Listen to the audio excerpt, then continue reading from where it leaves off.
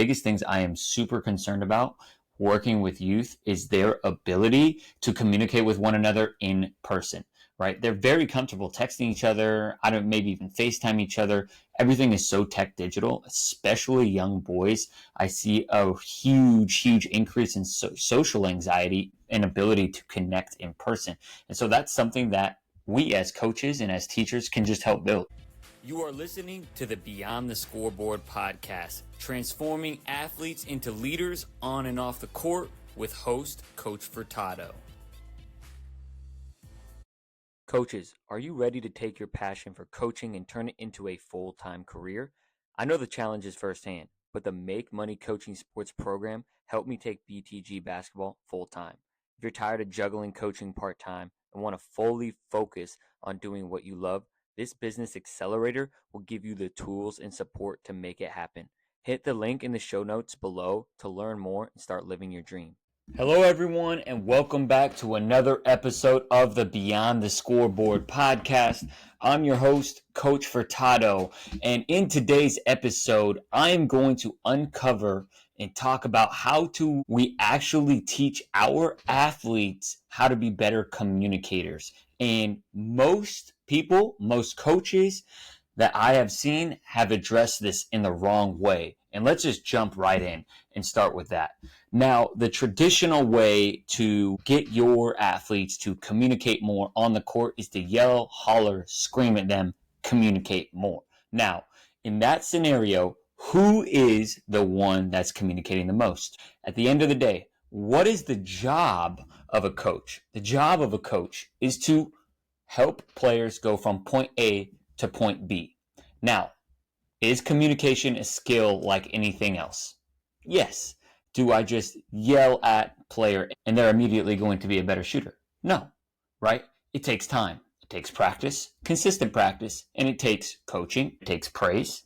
It takes accountability, and it takes a lot of practice, right? I don't think Steph Curry became the best shooter of all time. I have become a better communicator over time. Part of it is from the podcast. Part of it is from coaching. Part of it is because I've invested in my learning and my public speaking ability. And I've practiced public speaking. So the more I get opportunities to practice communicating, the better communicator I'm going to be. Now, I still, as a husband, have to become a lot better listener, right? Become more present. I need to become a better listener in all aspects of my life. Now we have that context. And what sparked this podcast is we got our butt kicked on Wednesday the other day. Really embarrassed. And we didn't communicate on the court. The other team, they pressed us. If you don't know basketball terminology, basically they applied a lot of pressure. We needed our athletes to communicate and work together on the team. Now, could I have done a better job of putting us in places of success and preparing us? Yes. And it was a really frustrating loss because we had a good win on Monday. And it's like, oh, we're going to keep carrying it over. What I realized, and one of our most important things as a coach, we have to recognize when we have an opportunity to learn. So with that being said, in the game, we didn't communicate well. What does that tell me? Well, the games are the test. And what it tells me is that we have not practiced enough. Like, for me, as the teacher of communication, of how to communicate in the sport of basketball, I have not prepared them well enough for the test, right? The test, it's a great opportunity. So yesterday, how am I going to teach, right, communication? And in my head, I'm thinking about, I'm very frustrated. We get super frustrated as coaches. We're passionate. We care a lot. I get super frustrated. I feel like I have talked a lot about communication, but they haven't got it yet. And I had to be really honest with myself. What is going to be the best way for me to be an effective communicator to help them become an effective communicator? Now, in practice yesterday, instead of screaming and hollering, you need to communicate more, I just demanded it. I demanded that they communicate more. And one of the things when it comes to communication, so I'm talking about sports specific, we have to teach them how to communicate. I'll go through a couple of things. So teaching them how to communicate, first off, they don't even know what to communicate. So on defense, we have this thing, there are three things. I'll review it before we go to defense every time. Hey, what are the three things we should say? I asked the question. I don't tell them, right? Because what does asking that question do that is different than giving them the answer? It allows them to think.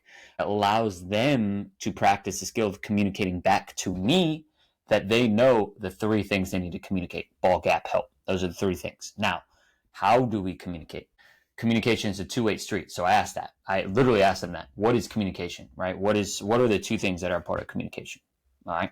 We got to talking and listening. Now, listening is a skill, like I alluded to. I need to continue to improve on that myself as a coach. However, with that being said, we also need to make sure that when we are communicating, that the person is understanding us. So we talked about, how do we communicate? Person is across the court. How do I communicate to them to come towards me? It's called flash to the ball for the basketball term. So how do I communicate to that person to come towards me, right? Should I whisper or do I demand? So I'll talk to them. I'll be like, hey, you have to call their name and tell them exactly what to do in a loud and clear tone. Loud and clear. So I'm teaching them how to do this. And then we're just practicing it. So all throughout practice on court, all we did was practice communication. Now, you may be like, hey, Justin, like, that's great. That's awesome. This sounds like, sunshine and rainbows, but like, how do we hold athletes accountable?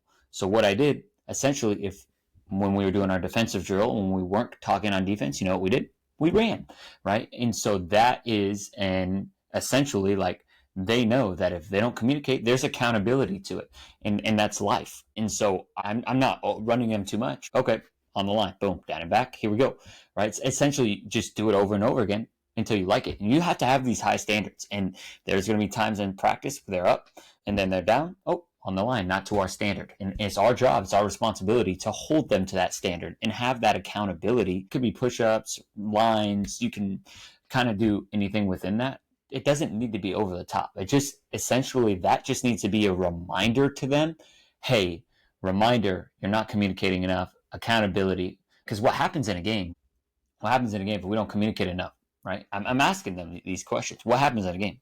We lose, coach. We don't play our best, right? I'm asking them these questions to get them to think and get them to practice communicating.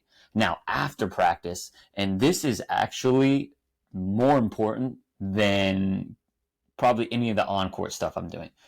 All I did for 15, 20 minutes, I just had them ask questions. I asked them questions. I had them talk to each other. The biggest things I am super concerned about working with youth is their ability to communicate with one another in person, right? They're very comfortable texting each other. Maybe even FaceTime each other.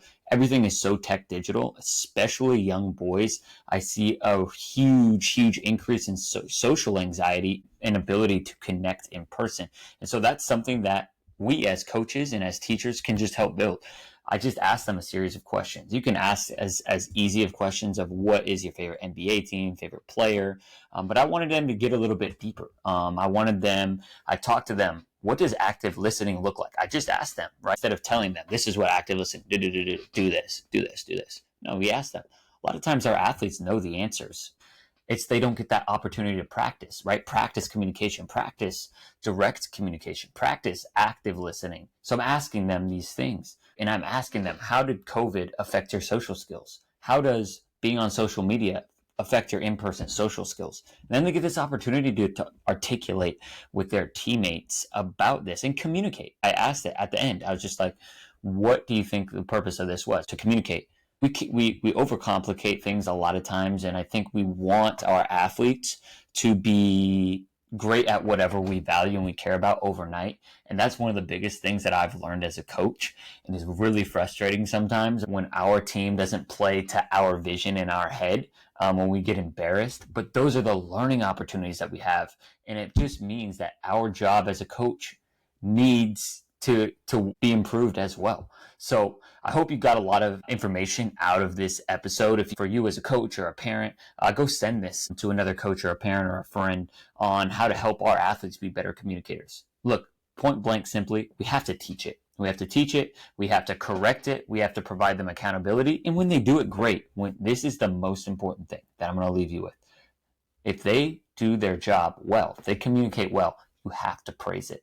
And that, I think, is one of the biggest things, is when they do things well, right? And you're saying that what gets celebrated gets repeated. So if you celebrate great communication, you celebrate people being great teammates, that's part of your environment, and they're going to keep repeating that behavior. So Every single week, we'll be dropping a podcast to bring wisdom to you, the coach, the parent, the athlete, influencer, to transform the youth sports industry, to give back and really help our athletes be transformed beyond the game. Thank you for listening to this episode of the Beyond the Scoreboard podcast. If you enjoyed this episode, make sure that you subscribe wherever you listen to podcasts and share it with a friend, coach, or parent you feel like would get value from this episode. It's our responsibility to impact as many parents and coaches who are the ones that are impacting our athletes. That's how we create a ripple effect. So thank you for being a part of our community, and we look forward to serving you all next week.